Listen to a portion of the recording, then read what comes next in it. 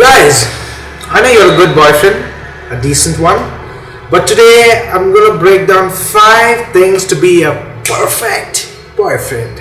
Number one thing to be a perfect boyfriend is time. Guys, you sitting around and minding your own business all day long is gonna piss her off. Call her up every now and then, check how she's doing, plan up things, hang out with her, make her feel special by just sparing your time.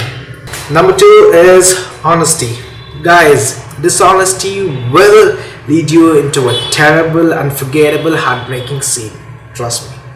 With that in mind, now let's jump to number 3, which is not to hurt her feelings. You and your babe walking on the road, all of a sudden a hot girl passes by and suddenly you turn around and lock her down. Guess what? The girl knows that you almost dislocated your neck during checking out the Cinderella. Don't do that. Never hurt her feelings. The 4th thing to be a perfect boyfriend is trust. Means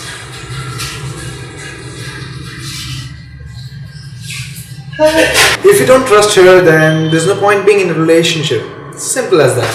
The 5th thing to be a perfect boyfriend is not to be boring.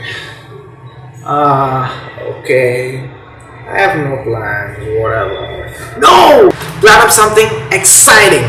Guys, the information, whatever I have delivered to you, has to be used responsibly, because all of a sudden the situation might turn out to be like this.